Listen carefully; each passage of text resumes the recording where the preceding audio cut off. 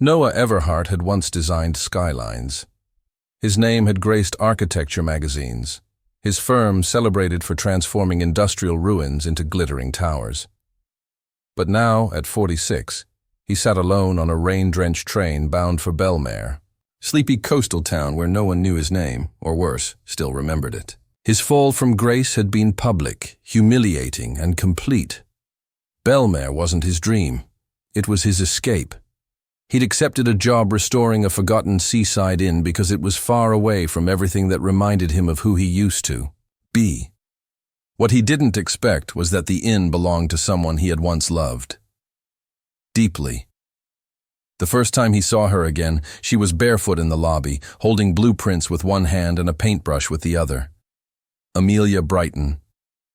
Her hair was shorter now, streaked with silver, but her presence, graceful, alert, commanding, was impossible to forget. The Brighton Inn had once belonged to her grandmother. Now it was hers to rescue. She didn't recognize him at first. Or maybe she did, and just didn't say anything. "You're the architect from New York?" she asked, cool but not unkind. Noah nodded, stunned. She had been his college muse, his first real heartbreak. And now, she was his client. The weeks passed quietly in Belmare, the sea breathing in and out like a slow metronome outside the inn's tall windows. Noah threw himself into the project, arriving early, leaving late. The Brighton Inn was crumbling. But it had bones, arched doorways, worn banisters, hidden courtyards that whispered stories. He listened, and so did she. Amelia was always there, not hovering but present. She asked questions, challenged decisions, brought coffee without sugar, just as he used to like. Sometimes they didn't speak for hours. He would be on the scaffolding, sketching cornices, she in the courtyard trimming roses her grandmother once planted. Yet there was a rhythm between them, a quiet choreography of two people trying not to disturb the silence they hadn't agreed to keep. On Friday nights, Amelia's daughter Lily would join them, 17, whip-smart, fiercely protective of her mother. She watched Noah with cautious eyes and only relaxed when she saw him fix the broken swing in the garden without being asked. One night, she tossed him a hammer and said, "If you're going to stay, you might as well finish the porch too." Amelia smiled at that, and something in Noah stirred, a kind of warmth he hadn't felt in years. They never mentioned the past. Not the night they almost ran away together at 23. Not the letters he never answered. Not the man she married instead. It hung between them like the dust that rose when he broke into a sealed-off room on the 3rd floor. A room that had once been a library, filled with forgotten dreams. They began cataloging those too. Her family's heirlooms, his sketches, old photos. One day she found a picture of them, young and in love, taken on the steps of her grandmother's inn. She said nothing, just placed it in the sun to dry. By mid-autumn, the inn began to look like something worth saving. So did he. The scaffolding came down in November. The inn was beginning to show its beauty again, the crisp white railings glowing against the gray Atlantic sky. But with progress came pressure. Investors from the city arrived, eager to buy Amelia out. "Luxury condos by the sea," they promised, flashing proposals and charming smiles. Amelia refused, politely but firmly. She didn't want Belmare to be reinvented. She wanted it remembered. Noah stood beside her during the meetings, drawing mock-ups, arguing for restoration. But inside, he wrestled with himself. This wasn't his world. He wasn't the man who saved things. He was the one who had lost everything. His scandal back in New York still echoed online. The failed skyscraper, the missing funds, the betrayal by his own partner. He had come to Belmare to disappear, not to lead. Amelia saw the hesitations, the shadow in his eyes. "You're not. Your mistakes," she told him once, during a rainstorm that trapped them inside with blueprints and wine. We all get lost sometimes. He wanted to believe her. But every time they brushed hands, every time their eyes met across a room, he felt the past creeping in, what they could have been, what they weren't now. The conflict grew sharper with Lily. She had warmed to him, but she was also protective of her mother's heart. "Are you staying?" she asked one evening after he fixed a broken window. "Or are you just here until you disappear again?" Noah had no answer. He didn't even know if he was the kind of man worth staying for. Then came the storm. A coastal nor'easter tore through Belmare like a scream. Trees fell, power lines snapped. The ocean crashed past the dunes and flooded the lower rooms of the inn. Noah was there, sandbagging with Amelia, moving antiques to higher floors, guiding guests to safety when some took shelter from flooded homes. He didn't sleep that night, neither did she. By morning, the worst had passed. The inn stood, bruised but upright. So did they. Amelia leaned against the soaked banister, hair matted, cheeks streaked with salt water. "This place, it's all I have left," she said. "My parents are gone. My husband is gone. I thought maybe if I saved the inn, I'd save myself too." Noah reached for her hand. "Then let's save it, together." But even as the words left his lips, an email pinged on his phone. It was from his former partner, a job offer, New York, redemption, fame, money. Everything he had lost, and it came with a condition: leave Belmare, walk away. For the first time, in months, he felt the weight of two worlds pulling him apart. He didn't tell her about the email. He didn't know how. Noah left before sunrise. No note. No goodbye, just silence.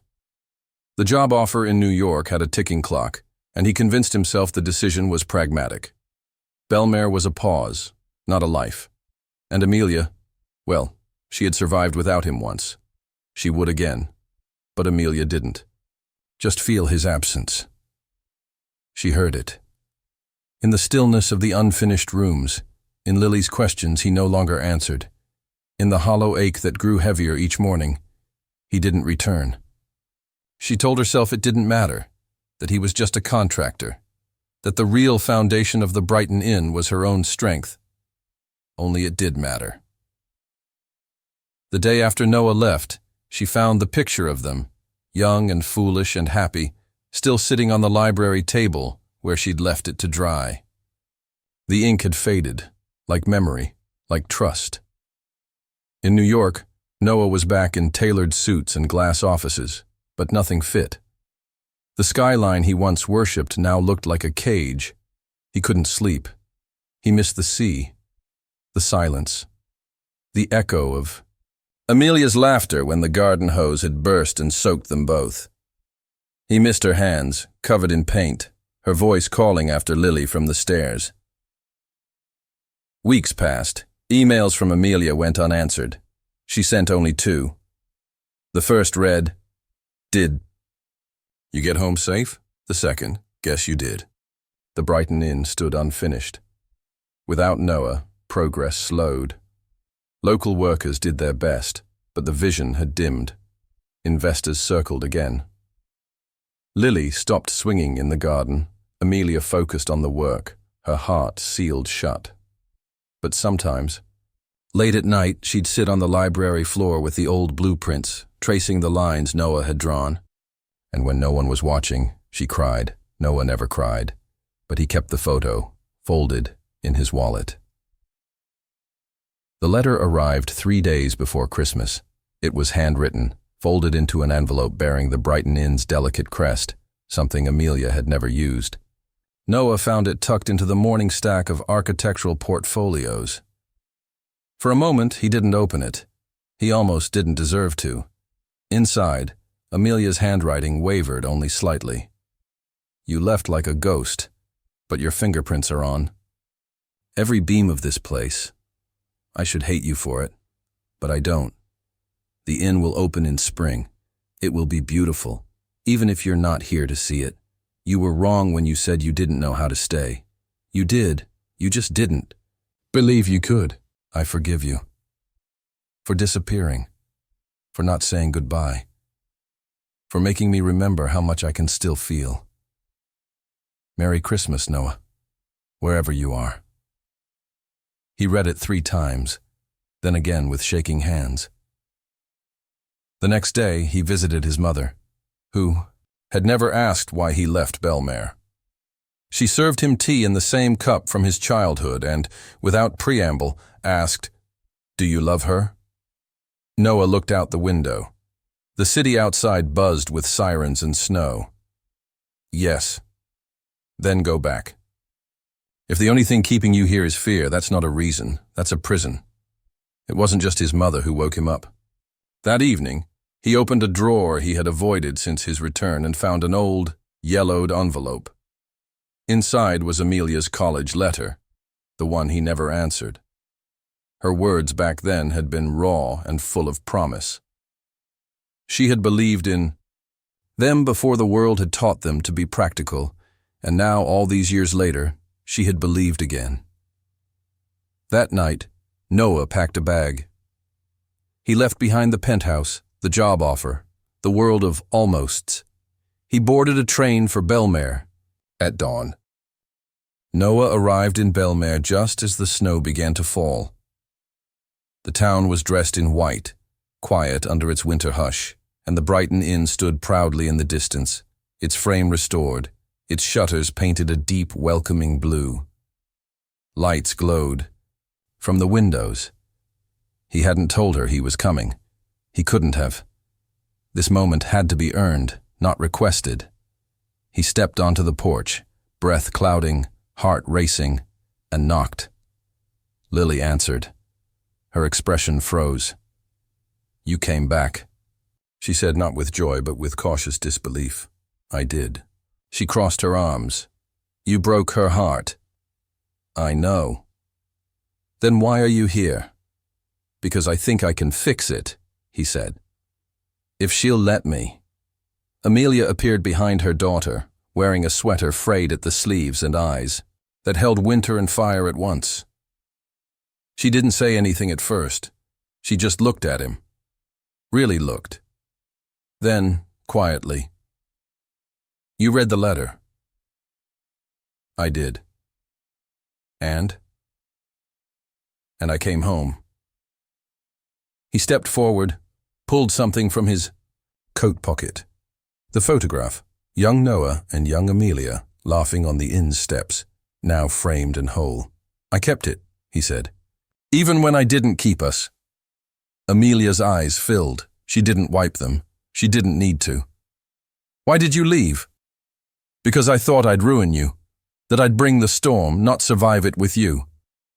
And now. I know that surviving doesn't mean running. It means choosing to stay every day, especially when it's hard. I'm not the man I was, but I'm not the man I feared I'd become either. She stepped forward, slowly, deliberately. "The inn opens in 3 weeks," she said.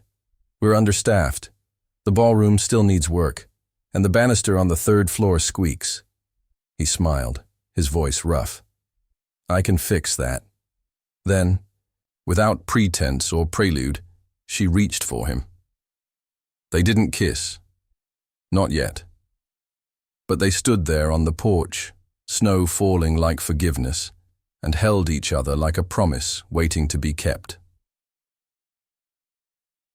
The Brighton Inn opened on a crisp morning in early March, just as the first crocuses dared to break through Belmare's thawing ground. It wasn't perfect. The ballroom curtains were hemmed by hand, slightly uneven. The 3rd floor banister still creaked. But the lights glowed warm, the coffee brewed rich, and guests filled the rooms with laughter and stories. The town came alive around it. Local. Artisans hung their work in the lobby. A high school quartet played jazz on Sunday mornings. A retired sailor taught sailing lessons to guests in the bay. People who had stopped dreaming remembered how. Noah became a fixture, not just at the inn, but in the town.